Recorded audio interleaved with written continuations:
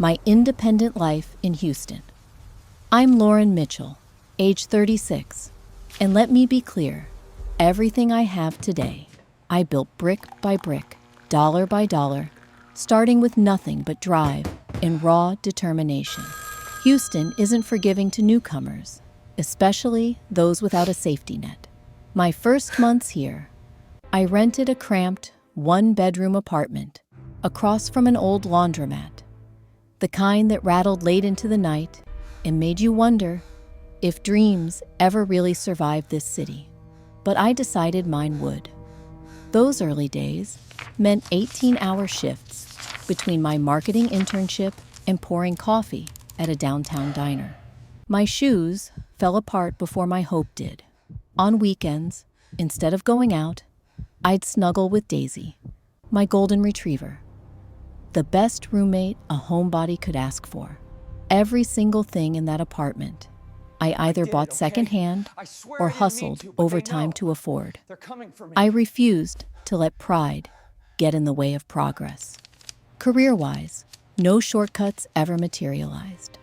I'd stay long after everyone else left the office, learning the ropes, asking the dumb questions, volunteering for tasks nobody else wanted. Little by little, managers started to notice. My first promotion felt surreal and shaky. I still remember celebrating with a $5 slice of cheesecake and a long walk with Daisy beneath Houston's humid neon skyline. That city hum, half menace, half magic, felt like a challenge I had finally risen to. But it was more than just bills and promotions. Learning how to be happy alone became my hardest lesson. When friends moved away, relationships fizzled, or I missed family holidays, I had to create my own comfort. I meditated, hiked in Memorial Park, picked up yoga badly, and found a circle of friends who respected boundaries and didn't judge. I even learned how to cook more than instant noodles. My kitchen became a warm, chaotic laboratory of edible experiments. Most importantly, I built a fortress around my independence. I drew hard lines, my life, my goals, and my unconditional belief that no one else would hand me anything. Of course, that stubborn self-reliance could be a blessing and a curse. No one could take away what I'd made for myself in Houston. And, as I'd discover, no one could force me to give it up, not even the people closest to me. The life-changing text at work. Monday mornings at the office usually move in slow motion, a blur of coffee, emails, and the steady hum of conference room chatter. That day, however, I was in the thick of a high-stakes budget meeting, furiously jotting notes and defending my team's latest campaign. My phone lay face down next to my laptop, silenced, but always within reach in case of emergencies. Nearly everyone in my circle knew by now that unless the building was literally on fire, nobody should be texting. But then, my phone buzzed. Once, then twice, a little stronger this time, the vibration rattling against the glass table. I felt a twinge of annoyance as eyes flicked in my direction. Trying not to draw attention, I discreetly flipped it over and caught a glimpse of the sender. My younger brother, Tyler, the only person with the audacity, or cluelessness, to pester me during work hours. The message preview made my stomach drop. Can you send me $3,000 for prom? Need the money ASAP. Love you. My pen hovered midair. $3,000 for prom. I could hardly process it. That wasn't the kind of money you asked for lightly. A once-in-a-lifetime family medical emergency was more my speed. My mind instantly raced through possible explanations. Was he joking? Had he lost a bet? Was this a typo, an extra zero thrown in by accident? But the message was clear, casual, and stunningly confident.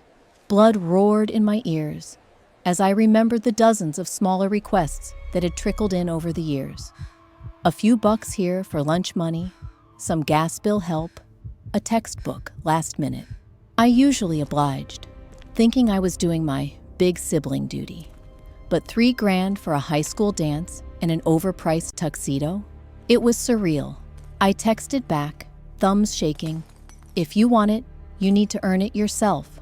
A thick silence pressed in around me, broken only by the finance director's question and the dull murmur of my colleagues shuffling notes.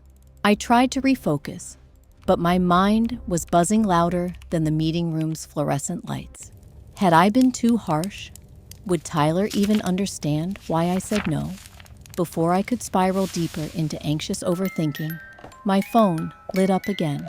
Another text, this time from my mother. My heart rate ticked up as I read the words that flashed on my lock screen. "If you won't help your brother, don't think of yourself as part of this family anymore." That message hit harder than anything in the meeting. A cold knot formed in my gut. Pain, guilt, disbelief, and a building wave of anger all mixing together. I sat frozen in my chair, fighting the urge to get up and walk straight out of the conference room. Suddenly, the politics of office life, KPIs, ad spend, presentations, felt trivial compared to this strange, pointed ultimatum. It was never about the money. Not really. Those texts unlocked something deeper. A feeling of being boxed in and taken for granted.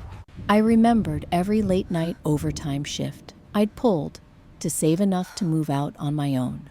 Not once had anyone sent me a handout. Now, the same family who'd watched me scrape and hustle had the audacity to demand thousands at the tap of a button, and to use family loyalty as leverage. I was stunned. I spent the next hour only half listening to the meeting, replaying my brother's request and my mom's threat over and over. I could feel the weight of that moment pressing down. Today, the boundaries I'd learned to build for myself were being tested in a way I never imagined. And as the meeting finally ended, I realized nothing about my life or my relationship with my family would ever be quite the same. Again, American families and hidden agendas.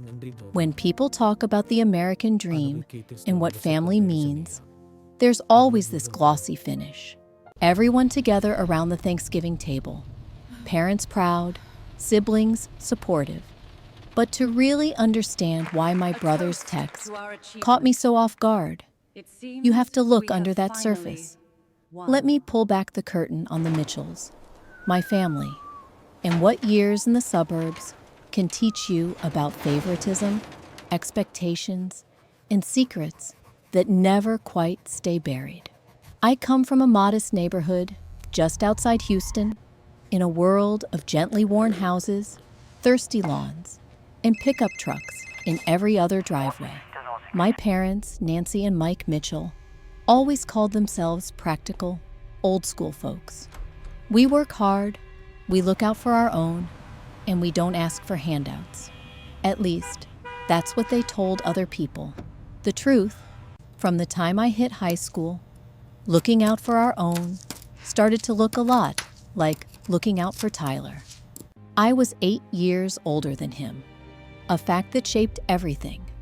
By the time he came along, our family resources were stretched thin. Dad's job at a roofing supply company paid well enough during the good years, but things got tight during downturns. Mom, between medical office gigs and babysitting neighbor kids, tried to patch the gaps. Still, when Tyler started elementary school, he became the axis the house spun around. I remember being a junior in high school, staying up late after my shift at CVS to help with laundry or budgets. If I needed new shoes, Mom's answer was, "We can't afford it, baby. Maybe next month." Meanwhile, Tyler's birthdays always seemed to get bigger. When he turned 10, there was a rented moon bounce, a magician, and a cake covered in superhero figurines. For my 17th, an awkward dinner at home. It was just how things were. Part of me understands it now. My parents were older and more tired by the time Tyler hit his teens. Maybe they wanted to give him what they felt I'd already survived without. Or maybe They clung to the idea of redeeming old mistakes. Only now they had a little more credit to burn, a little less energy for tough love. As the years rolled on, I moved out, scraping through college on scholarships and a patchwork of side jobs. I would come home some Sundays to find Tyler in a living room full of new gadgets, fresh video games, shiny sneakers, a smartphone years ahead of what I could afford. Mom would smile. He's got a birthday coming, and I wanted him to be happy. Meanwhile, the house itself fell apart in slow motion. Peeling paint, a roof that always leaked after storms, appliances patched more times than I could count. When I started working full-time in Houston and Tyler hit high school, I saw the pattern deepen. Dad's paychecks went further toward gadgets and weekend trips for Tyler, leaving utility bills marked past due for weeks. By then, I was the only one sending money home for groceries or repairs when they asked. Just a few hundred here, a couple hundred there, naively reassured by my mother's gratitude and promises of, "It's just for this month." The hardest part, family love, was always conditional. Be a good daughter, help out when you can, be grateful we raised you right. But when I set any boundary, even the mildest, the mood could turn on a dime. Silent treatments, guilt trips, an arsenal of emotional games wielded expertly. My brother grew up never hearing no. Designer jackets, expensive field trips, the latest phone. If he wanted it, Mom and Dad made it happen, even if it meant leaning into more debt, or worse, hinting to me that a little extra this month would really save us. It didn't end there. As Tyler got older, his demands multiplied. College application fees, senior trip, parties, weekly dinners out, anything to keep up with his friends, even though we were straining to keep the lights on. Mom and Dad justified it every time. He deserves to feel special. You're older, you turned out fine. All the while, I was battling my own struggles, moving up at work, paying my own rent, keeping Daisy fed, just trying to save a sliver each month. Holidays? Forget it. If I didn't pony up for airfare or chip in for gifts, Mom would say, "I guess family just isn't your priority." Never mind that I'd never once gotten a check from them when times were hard for me. The bitterest pill, I knew, deep down, that my role in the family was part ATM, part fixer, part proof that the oldest can handle anything. Tyler was the dreamer, the kid who could do no wrong, perpetually forgiven. Expectations were clear, even if never spoken. Keep sacrificing, keep giving. Don't dare question the pecking order. So, when that text from Tyler pinged, demanding thousands for one night's luxury, I wasn't just reacting to a dress or a dance. I was reacting to years of lopsided love and quiet assumptions. Those invisible lines between what's yours is ours and what's his is sacred. The real shock was realizing just how far the hidden agenda stretched, how easily love in my family could be confused for ownership, and how hard it is to break that unspoken contract once it starts. The truth slowly unfolds from the shared account. 4 years ago, I made a decision that, looking back, changed the trajectory of my life and my understanding of trust within my family forever. It seemed simple at the time. My parents called me one blistering Texas summer afternoon, voices heavy with worry and talk of overdue utility bills and the rising cost of groceries. I was doing well for myself, living in Houston, proud of my hard-won independence and a marketing job that finally paid enough to allow some breathing room. It wasn't in my nature to turn away from family. We'd never had much growing up.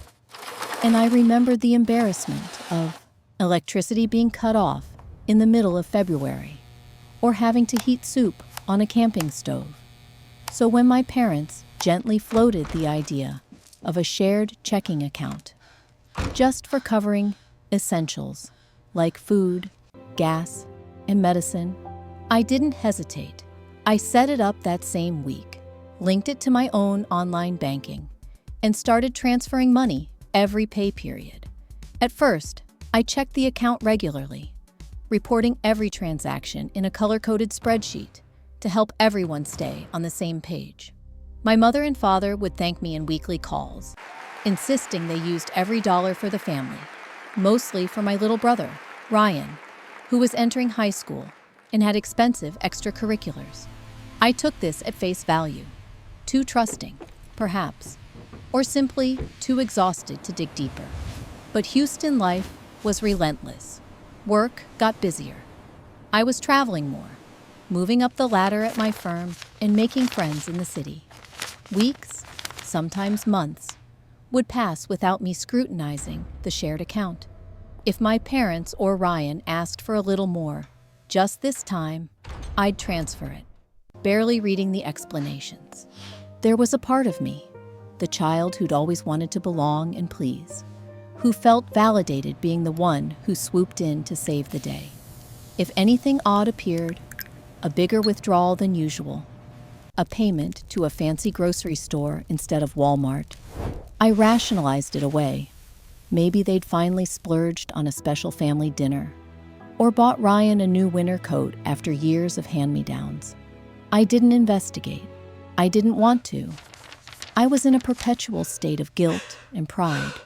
Proud I could help, but guiltily aware I wasn't present in person. Money became my stand-in. Cold bills and invisible wires, supposed to do the heavy lifting of love.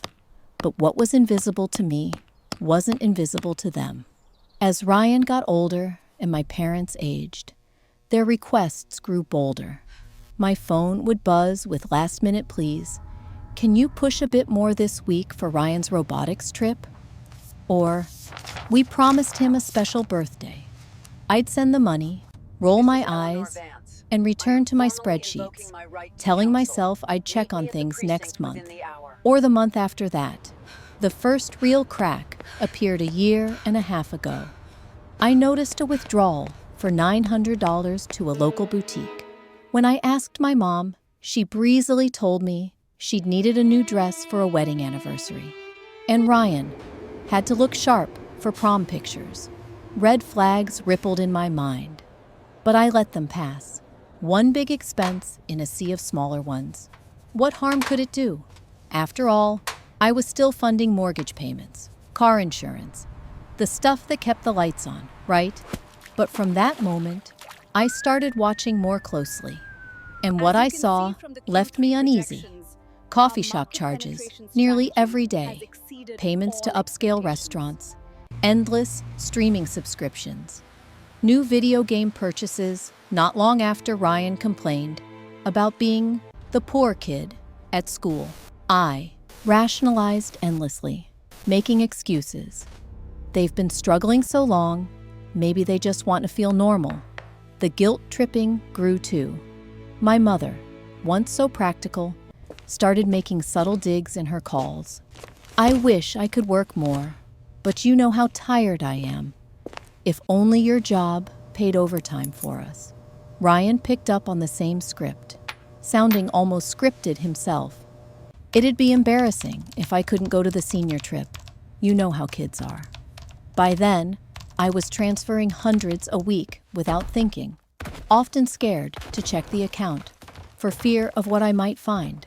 I was living in denial, caught between the urge to be the hero and the bitter sense the hero was being used. My therapist, one of the few luxuries I kept for myself, gently pointed out that help, when expected, wasn't help anymore. It had become obligation. It gnawed at me. But family blinders are hard to remove. What truly shattered the illusion was the discovery of a $5,000 transfer out of the blue to a jewelry store. I confronted my mom for the first time, voice trembling.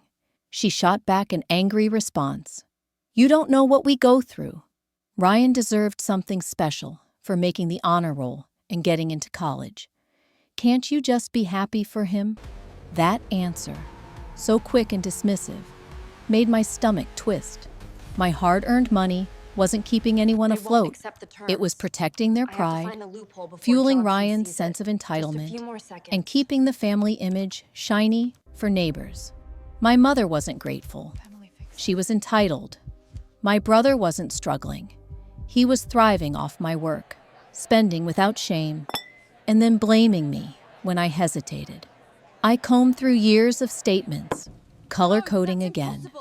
More than $45,000 had vanished in less than 2 years.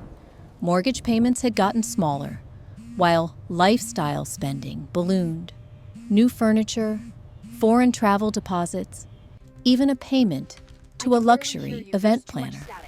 The more I learned, the more furious and powerless I felt. Was I funding their emergencies, or just their refusal to live within their means? When I pressed for boundaries, suggesting Ryan find a part-time job or that my parents cut back on extras, I was met with outrage and sulking. My father, always the diplomatic one, tried to guilt me. Are you saying our family isn't worth it? We did everything for you. And now, when it's our turn to ask, by the time I saw the $8,000 prom bill months later, I wasn't even shocked. Just numb. That night, staring at my computer screen, tabs of bank statements open on one side and legal advice on the other, I finally saw the shared account for what it was. Not a safety net, but a siphon. It was never about family or love. It was about control, about holding me hostage with my own sense of duty. That was the night I started taking screenshots, emailing myself every bit of evidence, and making a spreadsheet, not just for them, but for my lawyer and my future. Family, I realized, doesn't mean tolerating abuse or financial exploitation, no matter what story you tell yourself. The truth had started to unravel, and letting the light in was the only way to finally free myself from the web my own good intentions had helped spin. The big transfer and the jaw-dropping shock that Thursday afternoon started like any other. Stale office coffee, my fingers dancing over campaign analytics, the dull hum of my coworkers on Zoom calls. But the dull routine shattered in a heartbeat with the shrill ping of a banking notification on my phone, one that would change everything.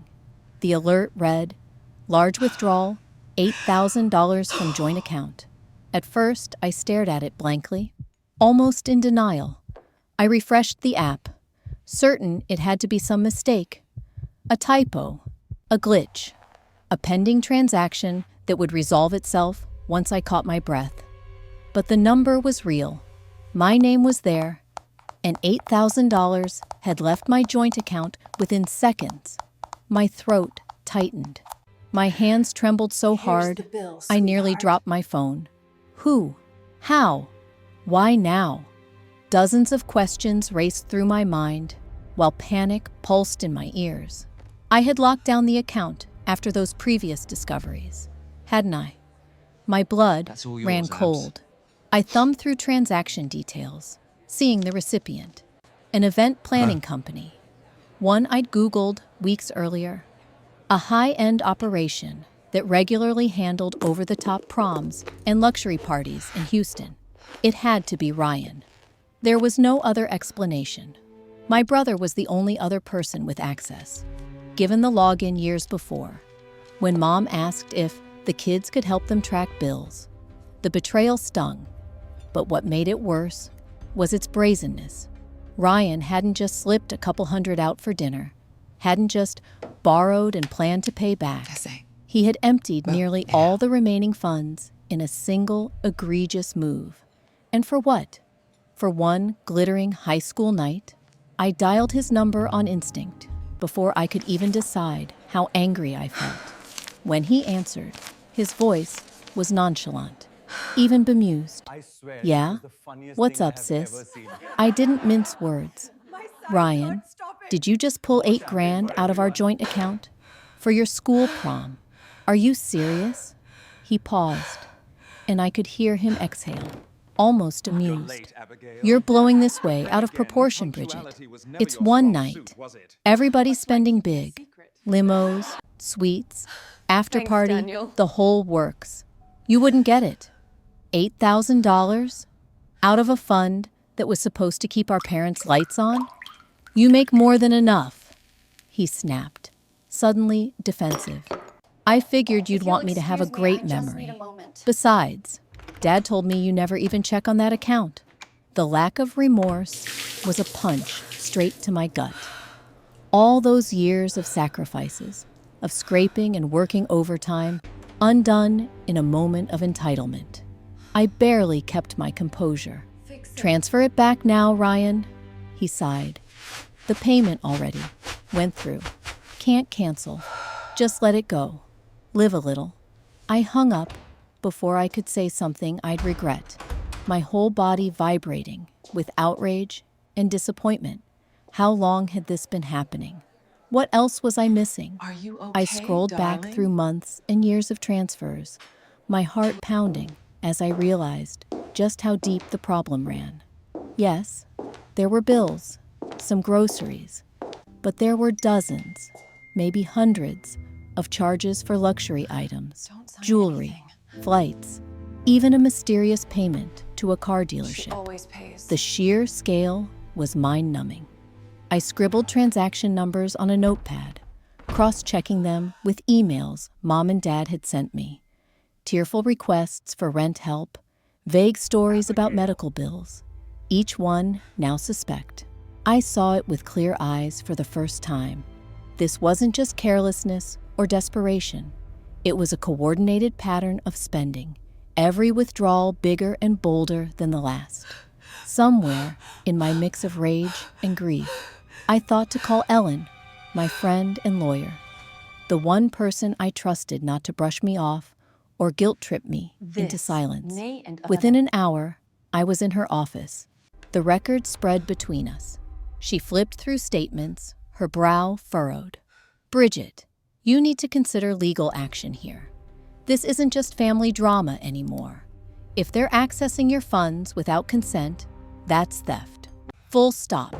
I felt nauseous just hearing it said aloud. But it's my family.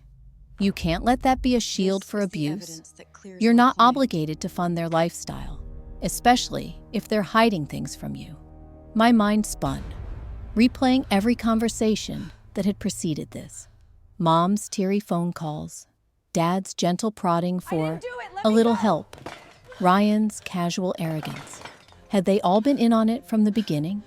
Or had desperation driven them off a cliff, one transaction at a time? Ellen outlined my options, but my head was flooding. Memories, numbers, betrayals. What cut deepest wasn't the money, but the confirmation that my chance at a family built on mutual care had always been collateral for someone else's wishes. For the rest of the evening, I oscillated between calling bank after bank, freezing cards, locking accounts, changing every password. I wanted to scream or cry, or both. My apartment felt suddenly too big, too empty, filled with the echoes of everything I'd lost while trying to be the responsible one. Before I finally crawled into bed that night, I took one last look at the banking app, watching the shrinking balance, and snapped a single photo of the $8,000 withdrawal. It was evidence, yes, but it was also a turning point. No matter what came next, I'd never see my family or myself the same way again. That was the night everything snapped into focus. Love that's transactional isn't love at all, and debts, once left unchecked, come due in ways you can't ever fully prepare for. Facing them and letting go. When I think back on that afternoon, it feels like a fever dream. Half courage, half heartbreak, and all inevitability. I'd spent the night before pacing my tiny kitchen. The glow of my phone screen, a harsh spotlight on years of receipts, transaction The alerts, charges are and excessive raw, based on this crumpled evidence. trust. I agree. We'll file this Clarity motion hurt first thing more Monday. than confusion It clearly ever states did. that intent But cannot be proven. sometimes, the only way out is through. And I knew I couldn't run from my own family forever. Armed with a folder thick with printed bank statements, color-coded charts, and a cold, steady resolve I'd built layer by layer, I drove to my parents' house just as the sun was setting. That familiar suburban street felt so much smaller than I remembered, like it was clutching its secrets, refusing to let anyone move on. A neighbor's dog barked as I let myself in, my heart pounding, rehearsing the words I needed to say. The scene inside was almost surreal in its normality. My dad watching the news in his tattered recliner, my mom hunched over her phone at the dining table, and my brother, still too young, but suddenly so much older, scrolling through social media, barely glancing up. For a second, I wanted to slam the door and sprint away, leave this confrontation for someone braver, but I'd lived long enough with the weight of being silent. No more. I took a breath and laid the folder down with a thud. My mom looked up first, suspicion quickly melting into irritation. My dad's face went from confusion to cold caution, and my brother shrank into the couch, refusing to meet my eyes. For a moment, the whole world seemed to pause between us, as if waiting to see which script we'd pick. The quiet, obedient daughter, or the woman who finally drew her line in the sand. "We need to talk," I said, voice shaking but clear, before they could shoot back with "too busy" or "you're being dramatic." I handed out the pages, highlighted transfers, dates, proof that trust had been both misplaced and abused. "What is all this supposed to prove?" my dad started, his tone steely, the way it always got when he felt blamed. My mom threw her arms in the air, indignant. "We raised you. You owe us. Family helps each other." I don't know if I expected them to confess, or break down in apologies, or even just hear me. Instead, they erupted. Accusations, guilt-tripping, looping arguments about sacrifice and gratitude, and the great amorphous family loyalty. Ryan sat silent for once, jaw clenched, his shame flickering between rage and embarrassment. I kept my cool as much as I could. I wanted to help, but this crossed every line. "You've used me. You never asked if it was too much, if I could handle it, if I was okay. I don't owe you my life just because we share blood." The shouting got meaner, louder. Mom's tears started flowing, somewhere between genuine pain and performance. "If you don't care about this family, why did you ever bother helping us?" Dad slammed his fist on the table, accusing me of being heartless, greedy, selfish. The tired refrains of every confrontation I'd silently swallowed before. My head was spinning, but my resolve was stronger. I looked at Ryan, my once little brother, and realized he saw me now, not as a person, but as a resource, finally shutting herself down. There's a particular agony in standing up for yourself against people who raised you. I felt every accusation like a bruise, but I also felt freedom blooming quietly beneath the pain. I slid the folder across the table. This is everything. All the money, every withdrawal, every broken promise. I'm done. Today, I'm closing the joint account. I've changed every password. No more money, no more bailouts. I love you, but I'm done being your safety net. As the sun dipped below the window, I gathered my bag and stood up, hands shaking, but heart lighter than I could ever remember. My mom's sobs echoed behind me. My dad refused to look at me. Ryan muttered something I couldn't hear, perhaps an apology, perhaps another plea. It didn't matter now. The spell was broken. I drove away with tears streaming down my face, but those tears were cathartic, a release of years of guilt, fear, and the exhausted hope that maybe, if I tried just a little harder, they'd finally see me. The truth was, I couldn't make them change, and I couldn't make them choose fairness over comfort. But I could choose myself.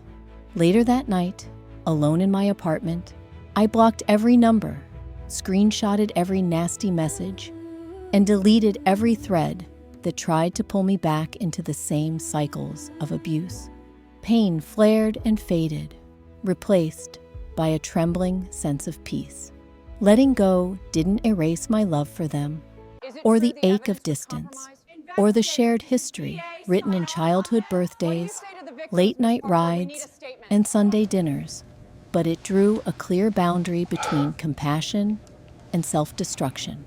For the first time, I allowed myself to believe that I, too, was worthy of care and safety, not just as a provider, but as a person with limits and needs. That night, I didn't sleep much.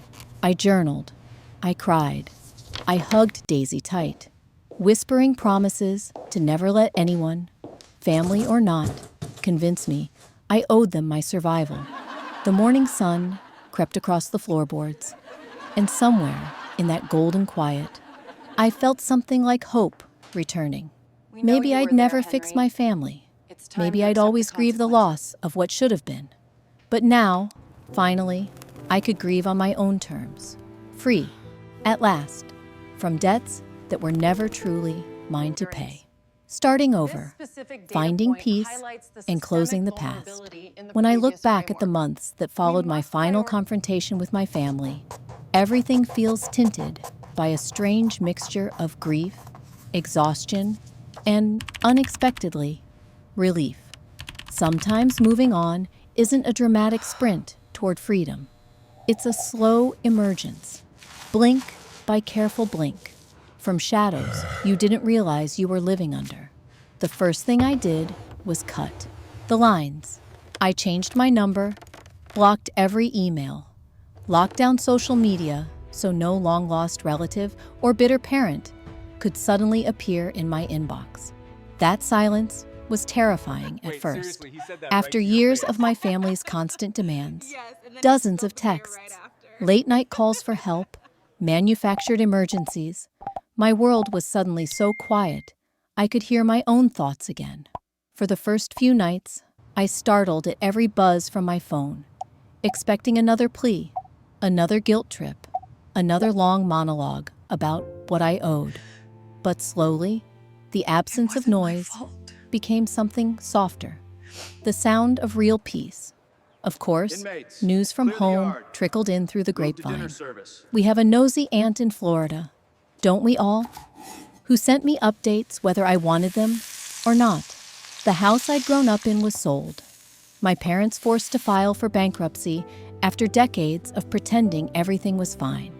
Ryan, always shielded from consequences, finally got a taste of real life, working long hours at a strip mall clothing store for minimum wage, suddenly expected to show up on time and answer to a boss who didn't care whose little prince he was. A strange cocktail of feelings washed over me. Sadness for them, yes, but also an undeniable sense of justice and closure. I stopped feeling responsible for every hardship they faced. That freedom was hard-won. Rebuilding my own life was no fairy tale. I thought letting go would feel like liberation, but the first weeks were marked more by uncertainty than celebration. The apartment, once cramped with reminders of my sacrifices, piles of receipts, color-coded bank statements, stacks of old mail, began to feel bigger, emptier, both full of possibility and echoing with loss. Daisy, my loyal dog, was usually the only heartbeat in the room, besides mine. Some nights, the loneliness closed in like fog. I'd remind myself, gently, that being alone was not the same as being abandoned. There was power in choosing solitude, in learning to like my own company, without the white noise of drama filling every gap. Therapy became my lifeline. At first, I dragged my feet. Other people, not me, were supposed to need that kind of help. But talking to someone who truly didn't care about family loyalty, who only cared about my survival and healing, was the turning point. We sifted through the toxic expectations I'd internalized. The myth that family is always a safe place, that obligation is the same as love, that saying no makes you the villain rather than the hero of your own story. Week by week, we built up my sense of worth, patched holes where confidence had been worn thin by years of being the family's fixer, and untangled pride from guilt until I could finally see where one ended and the other began. With growing clarity came slow confidence. I started new rituals, morning walks with Daisy in the park, trying a new recipe once a week. I'll never master souffle, but nobody can tell me my lasagna isn't magic. Reading for pleasure instead of escape. I tackled lingering fears about money, not with panic, but with a hard look at my budget, a meeting with a real accountant, and the joyous relief of seeing my savings, at last, grow every month instead of evaporating into someone else's emergencies. I dared to let myself dream again. I traveled, even if just for a weekend drive, to a sleepy beach town or an art show in Austin, places I'd always postponed visiting because what if my family needs me? Now, the only person I needed to answer to was me. I reached out to old friends I'd neglected during my darkest, most stressful years, explaining with honesty what I'd been through and letting them meet the version of me that was less burdened, more real. Building a sense of community beyond blood was not easy. Trust doesn't regrow overnight. For a while, every gentle kindness set off alarm bells, making me wonder what was expected in return. But little by little, I surrounded myself with people who celebrated small wins. A coworker who invited me to trivia nights, a neighbor who checked on Daisy when I worked late, fellow yoga students who laughed with me, not at me, when I toppled over mid-pose. The friendships that survived my transformation were forged in honesty, not obligation. Most surprisingly, I learned to forgive. First myself, then eventually my family. Forgiveness did not involve letting them back in. It meant letting go of the rotating carousel of what-ifs. What if I'd said no sooner? What if I'd seen the manipulation earlier, or protected myself before so much money was lost? Guilt feeds off regret, but forgiveness waves it away. I understood, perhaps for the first time, that compassion could coexist with boundaries. I could wish my family healing and still refuse to rescue them at my own expense. Tangible milestones helped mark my journey forward. I bought a decent set of furniture, not the hand-me-downs my parents had insisted were good enough, but pieces I picked for myself with colors and textures that made my home feel truly mine. I entertained guests slowly, learning the rhythms of hosting just for fun, not out of duty. Each laughter-filled evening was a quiet rebuttal to every story I'd told myself about not being enough if I wasn't sacrificing for the Mitchells. Careful financial steps became part of my healing too. I automated transfers to my savings, set up a retirement account without fear someone would raid it before I saw a dime, and worked with my therapist on small scripts to use if guilt-driven messages ever wormed their way back into my inbox. I kept screenshots of every disturbing exchange tucked in an online folder, not as fuel for anger, but as proof that my choice to break free hadn't been an overreaction or a selfish fantasy. In my hardest moments, that quiet digital trail felt like my own testimony. There were hard days, of course, anniversaries, holidays, news of a cousin's wedding or a parent's birthday that filtered through. Each triggered a primal ache to Take your belong time, but we again, need the truth about to that reach meeting. out and take my place It's hard to at talk a about table that had cost so much to Secrets sit here at. run deep. Sometimes I'd cry. Sometimes I'd journal through the storm. I never reached back out. Instead, I made new traditions. closer. Brunches with What friends, am I missing? road trips on Thanksgiving, The a details small are all tree of my here, own on but the Christmas. connection is If hidden. the ache lingered, I let Daisy curl up beside me and watched old movies until the grief faded into comfort. The biggest change, though, was learning to see myself not as a survivor of family trauma, but as someone actively building joy. I gave myself permission to pursue happiness with the same energy I'd once spent on saving everyone else. That looked different day to day. A solo trip to the movies, a long run after work, volunteering at a shelter, taking a pottery class. Each new habit was a quiet rebellion against the family legacy of scarcity and fear. Years from now, if someone asks me about that season of my life, I won't just remember what I lost. I'll remember the hard-won lessons. Family is not ownership. Loyalty is not a blank check. Helping someone never means abandoning yourself. Choosing peace doesn't mean closing the door to love, but it does mean making sure that love includes you, too. And yes, there's still pain. Grieving a family you once adored but could never fully trust is its own flavor of heartbreak. But in that space, I found something softer, a kindness toward myself, a belief that future happiness is not only possible, but deserved.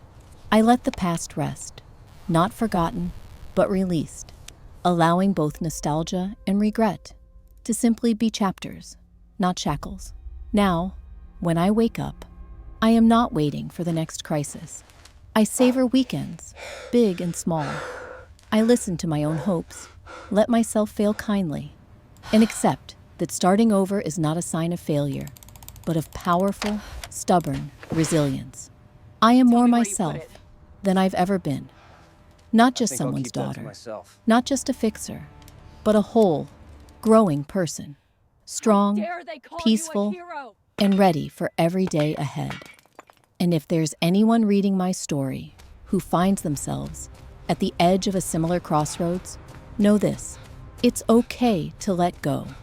It's worth it to choose yourself, to build a new kind of peace, and to welcome the messy, beautiful, unscripted life you deserve.